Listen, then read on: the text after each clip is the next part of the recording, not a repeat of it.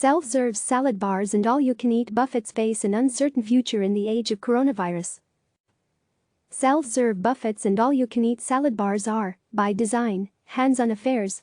So where's their place in a hands-off world? It's been just over 80 years since America got its first taste of the buffet. Now, thanks to the novel coronavirus, this subset of the restaurant industry is facing an increasingly uncertain future, and Americans may have to swallow the idea of losing the ultimate symbol of dining freedom. While restaurants are firing up everything they can think up to survive the pandemic, from curbside takeout and deliveries to catered drive-in movie theaters, the era of do-it-yourself dining could be doomed. Farewell, Souplantation. The first signs of despair came in mid-March, when the U.S. Food and Drug Administration answered a social distancing question on its website: how do I handle self-service food buffets such as salad bars in a retail setting related to COVID-19? While stating there was no evidence to support the transmission of the virus from food or food packaging, the FDA said it recommended discontinuing self-service buffets and salad bars until these measures are lifted. Then, on an April call with industry members to discuss the best practices, Frank Yanis, the FDA's Deputy Commissioner for Food Policy and Response, gave a more blunt directive. Retailers should discontinue operations such as salad bars, self-service buffets or beverage service stations that require customers to use common utensils or dispensers, he said. That was it for Souplantation, an all-you-can-eat buffet chain also known as Sweet Tomatoes. On May 7, the company announced the immediate closing of all 97 restaurants stretching from the Pacific Northwest to Miami as a direct result of COVID-19. The word discontinue is not a good word for any business, John Haywood, chief executive officer of parent company Garden Fresh Restaurants, told CNN in an email. It became clear that our service model would not be allowed soon, if ever.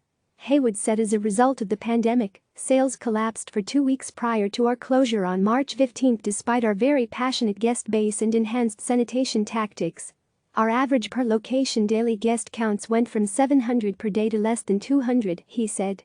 This pre-closure guest behavior and consumer research conducted during April clearly indicated that the majority of guests will not be comfortable with any type of salad bar or buffet for some time. An FDA spokesperson referred CNN's questions about additional guidance to state and local agencies, which the spokesperson said have primary oversight. Reopening on a case-by-case basis. Not all companies took the same route as Souplantation. Golden Corral, the endless buffet of everything from fried chicken to gummy bears at some 500 locations nationwide, has started reopening on a case-by-case basis where allowed. We are prepared to temporarily provide our guests an enjoyable Golden Corral experience delivered in new ways, including cafeteria style, where we serve you on our buffet lines, or family style, where our servers bring an endless buffet of Golden Corral favorites to your table, the company says on its website. Meanwhile, rivals, like Hometown Buffet and its sister chain, Old Country Buffet, remain closed, with no stated timeline for reopening. And then there's industry powerhouses, like hotel casino giant MGM Resorts International, owner of Las Vegas's Bellagio, Mandalay Bay and the MGM Grand, among other legends of the Strip. These hotels have long been home to a concentration of the best and biggest buffets. Like Golden Corral, MGM said in a safety plan released last week that until further notice, it will suspend any self-service buffet-style food and beverage offerings, instead requiring employees to dish out the finished product. Additionally, the casino conglomerate, which also includes Borgata in Atlantic City, New Jersey, is suspending buffets in table games areas. When it comes to the eventual reopening of salad bars or buffets, if they come at all, the challenge will be maintaining social distancing in order to minimize direct person-to-person spread, said Aaron DiCaprio, a virologist who specializes in community food safety at the University of California, Davis. Along with installing sneeze guards in places that don't already have them, staffers should plan on switching out commonly used utensils to minimize cross-contamination risks, DiCaprio told CNN. Where feasible, perhaps provide single-use utensils for dishing out food, said DiCaprio, who also recommends installing hand sanitizing stations at the start of self-serve food lines and continued mask wearing.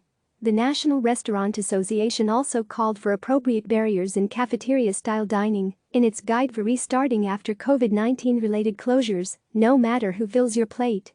Where salad bars and buffets are permitted by local state officials, they must have sneeze guards in place, it reads. Change, wash and sanitize utensils frequently and place appropriate barriers in open areas. Alternatively, cafeteria-style, worker-served, is permissible with appropriate barriers in place. DiCaprio, who helped launch a comprehensive UC Davis website on COVID-19 and food safety, said she would eat at a self-serve buffet again in the future. But not today. Not due to any food safety concerns, but because I want to maintain social distancing due to COVID-19, she said. I have been ordering takeout from restaurants and doing curbside pickup for groceries since March. Haywood told CNN it's not just buffet-style restaurants that face challenges during the pandemic. The fact that we could not reopen is indicative of the incredible challenge the entire restaurant industry faces, he said. I really do not believe that most really understand what is about to happen. As a buffet concept, we are just the canary in the mineshaft, as the saying goes. Click subscribe to receive the latest news.